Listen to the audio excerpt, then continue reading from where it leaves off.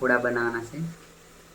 તો એમાં શું નાખીએ તે તમને બતાવીએ. આપણો જે રોજિંદો મસાલા હોય તે જ નાખવાનો છે. ચાલો આપણે આજે આડીના પૂડા બનાવીએ.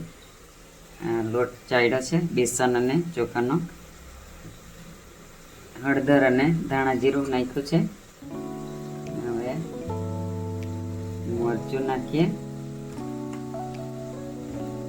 માપસર.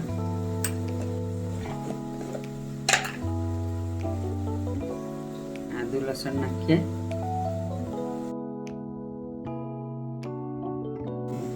મીઠું નાખ્યું છે.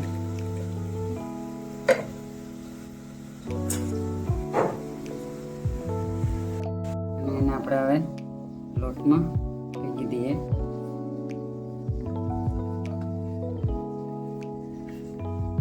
મિત્રો તમે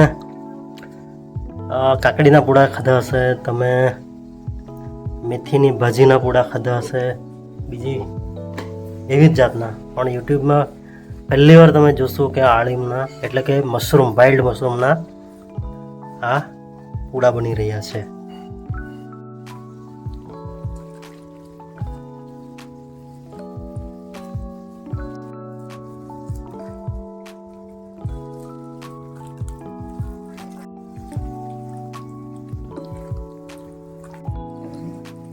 લોટ બંધાઈ ગયા છે. હવે આપણે એને તવામાં રેડીએ.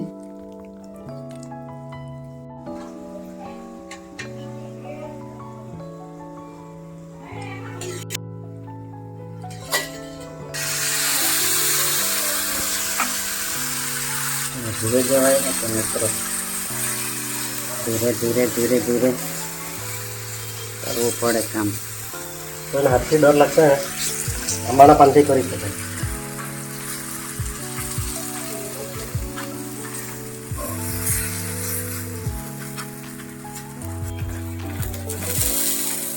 થોડું પાણી લગાવી દેખાતી છે અંદર.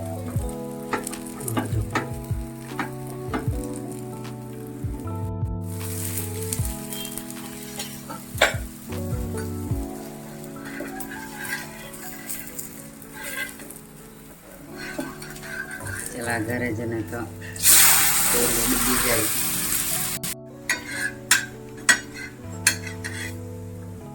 સરસ મજાનો શેકાઈ ગયો છે.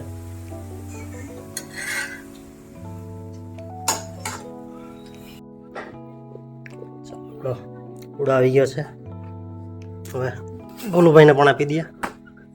ચાલો, એવું સરસ મજાનો છે. બધા સરસ શેકાઈ ગયેલા છે.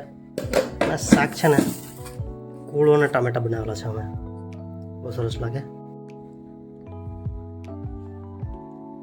ગરમા ગરમ છે ને.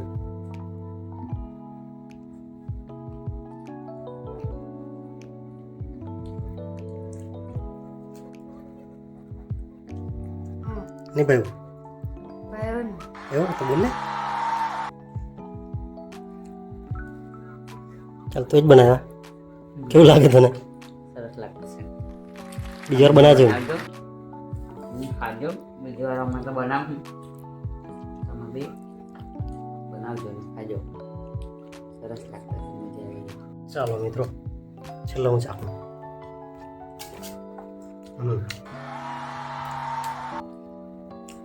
તમે એમને પણ એમ પણ ખાઈ શકો, દૂધ સાથે પણ ખાઈ શકો. બહુ જોરદાર લાગે. એક નંબર. બીજી વાર આળી મળે ને પાછું બનશે. ખૂબ સરસ છે.